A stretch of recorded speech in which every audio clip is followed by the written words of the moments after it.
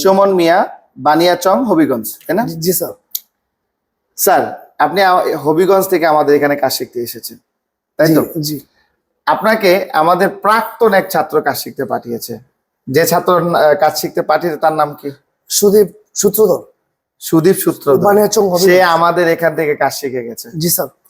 যাওয়ার পর তারপর আপনি ওনার বন্ধু, সে আবার আপনাকে পাঠিয়েছে আমার এখানে কাজ শেখার জন্য। আচ্ছা, আপনার সুদীপ কিন্তু কাজ শিখে গেছে, অনেকদিন হয়েছে আমাদের এখান থেকে, প্রায় বছর 1.5 বছরের বেশি হবে। সুদীপের মাসিক ইনকাম কত হবে এরকম এখন অনুমান? 50 থেকে 60,000। 50 থেকে 60,000 টাকা। আমার সাথে কথা হয়, আর আপনি তার ফ্রেন্ড, আপনাকেও একটা ভালো পরামর্শ দিয়েছে কাজ শিখে যাওয়ার জন্য এবং আমাদের কাছেই পাঠিয়েছে।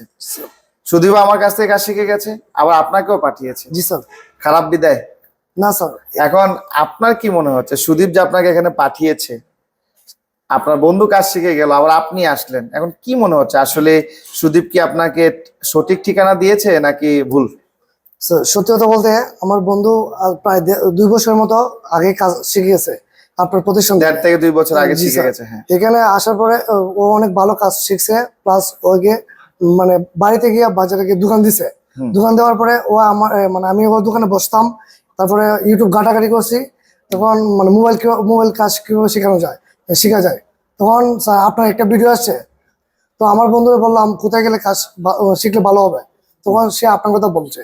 এখানে আপনার খাওয়া দাওয়া, থাকা, এবার নামাজের রুম সবকিছু অ্যাডজাস্ট, মানে এখানে সবকিছু একসাথে হওয়ার জন্য আমাদের কোনো বাইরে মানে কোনো গাড়ি ভাড়া লাগে না, প্লাস আমাদের কোনো নিরাপত্তা নাই, সবকিছু নিরাপত্তা।